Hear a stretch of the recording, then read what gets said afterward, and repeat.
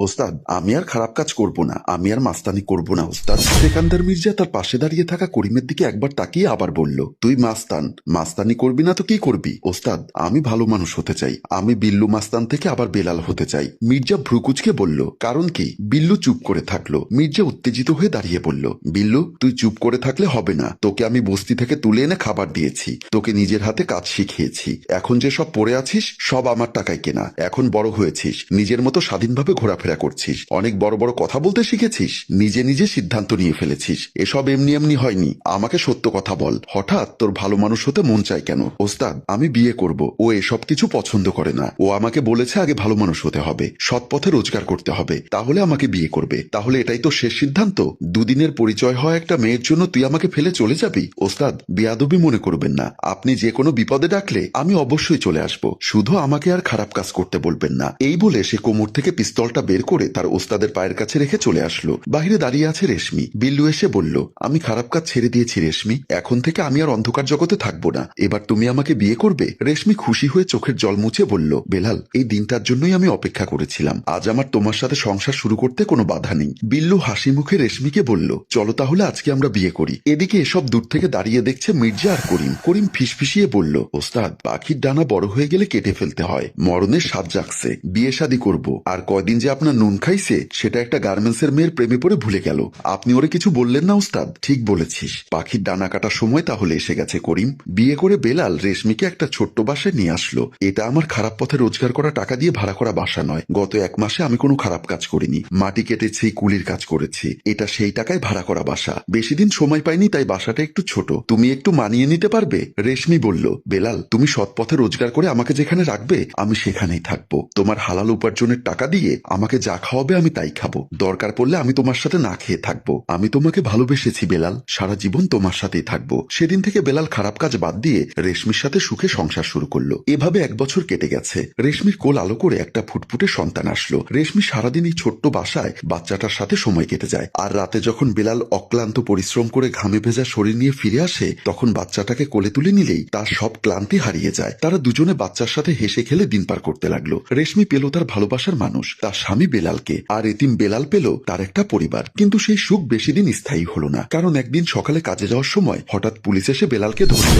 Sir আপনি কেন এসেছেন? আমাকে কেন ধরেছেন? আমি তো কিছুই করিনি। বিল্লু তুই যতই ভালো মানুষের মতো অভিনয় করিস, তোর পাপের রেকর্ড আমাদের কাছে আছে, তোকে এখন ধরলে অন্তত 5 বছরের আগে বের করতে পারবি না। পুলিশ তাকে টেনে নিয়ে যেতে চাইলে বেলাল তার পা ধরে বলল, স্যার বিশ্বাস করুন, আমি আর অন্ধকার জগতে নেই, আমি কোনো খারাপ কাজ করি না, এ সব কিছুই আমি ছেড়ে দিয়েছি, আমি এখন হালাল উপার্জন করি। পুলিশ অফিসার হাসতে হাসতে বলল, তুই এখন সবকিছু ছেড়ে আমাদের ভয়ে সাধু হয়ে গেছিস বলে তোর আগের পাপের শাস্তি মাফ হয়ে যাবে মনে করেছিস? তুই যাদের সাথে থেকে আগে অপকর্ম করেছিস তাদের মধ্যে কেউ তোর সবকিছুর খবর, এমনকি তোর বর্তমান ঠিকানা আমাদের কাছে পাঠিয়ে দিয়েছে বেনামে। বেলাল অবাক হয়ে ভাবল, ওস্তাদ এমন কাজ করতে পারে না আমার সাথে। রেশমি বলল, স্যার আমার স্বামীকে ছেড়ে দিন, উনি এখন কোনো খারাপ কাজ করে না, ওনার কি ভালোভাবে বেঁচে থাকার অধিকার নেই? পুলিশ তার কোনো কথা না শুনে বেলালকে ধরে নিয়ে চলে গেল। রেশমি দরজা খুলে বসে বাচ্চা কোলে নিয়ে কাঁদতে লাগলো আর ভাবতে লাগলো, এখন এই দুধের শিশুর খাবার কিভাবে জোগাড় করবে সে। 5 বছর পর কারামুক্তি পেল বেলাল। আমি আশা করবো এখন থেকে তুই ভালোভাবে চলবি, আর কোনো খারাপ কাজে থাকবি না, পরিবারের সাথে সুখে শান্তিতে থাক।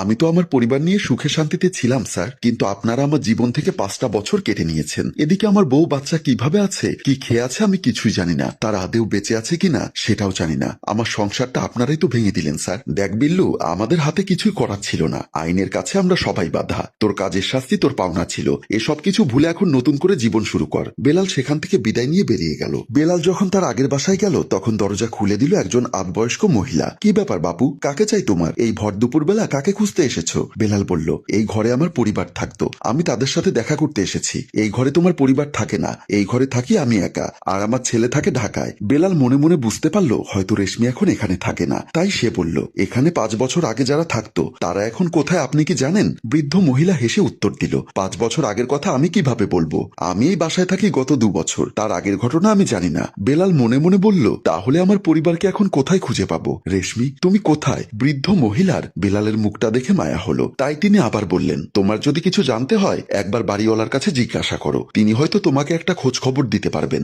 বেলাল ভাবলো, তাহলে বাড়িওয়ালার কাছে একবার খোঁজ করে দেখি, হয়তো তিনি কিছু জানবেন। তাই সে বাড়িওয়ালার কাছে চলে গেল। কলিং বেল দিতেই দরজা খুলল বাড়িওয়ালার ছেলে শফিক। শফিক ভাই, আব্দুল চাচা কোথায়? ওনাকে একটু ডাকবেন, ওনার সাথে আমার একটু কথা আছে। বেলালকে দেখেই শফিকের মাথা খারাপ হয়ে গেল। তারপর বলল, আমার আব্বু মারা গেছে 3 বছর আগে। মারা যাওয়ার আগে তোমার কাছে অনেক ভাড়া পেত, সেই টাকা দিতে এসেছো নাকি? আমি অবশ্যই টাকাটা দিয়ে দেব, তবে আপনি আমাকে একটা খবর দিন। আমি যখন চলে গেছিলাম তখন আমার বউ আর বাচ্চা ছিল, তারা এখন কোথায় বলতে পারেন? শফিক বেলালের কথার কোনো উত্তর দিল না। তখনই রেশমি এসে বলল, কে এসেছে? দরজায় দাঁড়িয়ে আছো কেন? কথাটা বলেই বেলালকে দেখে রেশমির মাথা ঘুরে গেল। সোফায় মাথা নিচু করে বসে আছে বেলাল। তার পাশে দাঁড়িয়ে থাকা রেশমি চোখের জল মুছে বলল, আমি আর কি করব বলো, তুমি চলে গেলে। 5 বছর তোমার কোনো খোঁজ খবর নেই। এই 5 বছর আমাদের দিন কিভাবে কেটেছিল তুমি কি জানো? তুমি যাবার পর বাবুর খাবার জন্য একটু দুধ নেই, ঘরে 1 টাকার বাজার নেই। আমি শুধু পানি খেয়ে কয়েক বেলা কাটিয়ে দিয়েছিলাম, কিন্তু আমার বাচ্চাটা ক্ষুধার জ্বালায় শুধুই কান্না করছিল। আমি মা হয়ে বসে বসে সেটা দেখছিলাম। তারপর একদিন দরজায় আমি ভাবলাম হয়তো তুমি এসেছো, তাই তাড়াতাড়ি ছুটে গিয়ে দরজা খুললাম। দেখলাম বাড়িওয়ালার ছেলে শফিক। শফিক ভাই আপনি? শফিক ঘরের আশেপাশে সব দিকে চোখ বুলিয়ে তারপর বলল, দেখুন আমি আপনাকে একটা কথা বলতে এসেছি। আপনার স্বামী সব খারাপ কাজ ছেড়ে দিয়ে ভালো পথে চলছিল, সেটা আমরা জানি, কিন্তু আমি খবর পেয়েছি সে 5 বছরের জন্য জেলে চলে গেছে। আপনি বাড়ি থেকে পালিয়ে বিয়ে করেছেন, আপনার চাকরিটা আর নেই। তাছাড়া আপনার ছোট বাচ্চাটা এভাবে না খেয়ে থাকতে পারে না। আপনার যদি কোনো আপত্তি না থাকে আমি আপনাকে বিয়ে করতে চাই। আমি আপনার এবং আপনার বাচ্চার দায়িত্ব নিতে চাই। সেই মুহূর্তে আমার বাচ্চার কান্না থামানোর জন্য আমার কাছে আর কোনো উপায় ছিল না। বাকিটা খেয়ে অল্প একটু চাল খুঁজতে গেলে দোকানদার আমার হাত ধরার চেষ্টা করত। দুধওয়ালার কাছে বাচ্চার জন্য একটু দুধ ভিক্ষা চাইলে সে আমাকে কুপ্রস্তাব দিত। বেলাল চোখের জল মুছে বলল, আমার বাচ্চাটা কোথায়? স্কুলে গেছে। বেলাল খুশি হয়ে বলল, এত বড় হয়ে গেছে? আমার ছেলে স্কুলে পড়ে? ঠিক আছে শফিক ভাই, আপনার সংসারে আমি বাধা হয়ে দাঁড়াবো না। আমি শুধু একবার আমার বাচ্চাটাকে কোলে নিতে চাই। ও আসুক, তারপর আমি চলে যাব। রেশমি কাঁদতে কাঁদতে বলল, ও তোমার সম্পর্কে কিছুই জানে না, ও শফিককে আব্বু ডাকে। বেলাল তখন নিজের ভাগ্যের উপর হাসতে হাসতে বলল, হায় রে বেলাল, যার জন্য তুই খারাপ জগৎ থেকে ফিরে এসেছিলি সেই অন্য কারো হাত ধরে সংসার করছে। আর তোর নিজের ছেলে তোকে চেনে না, তোর খারাপ ছায়া তার উপর পড়লে সেও খারাপ হয়ে যাবে। তাহলে তুই আর ভালো কাজ করে কি করবি? আজ থেকে এই বেলাল আবার বিল্লু মাস্তান হয়ে গেল। তারপর নিজের অসহায়ত্বের উপর হাহা করে হাসতে লাগলো বেলাল। তার ভয়ঙ্কর সেই হাসি দেখে রেশমি আর শফিক ভয় পেয়ে গেল। সম্মানিত ভিউয়ার্স, বেলালের সাথে ঘটে যাওয়া ঘটনা আপনাদের কেমন লাগলো অবশ্যই কমেন্ট বক্সে জানাতে ভুলবেন না।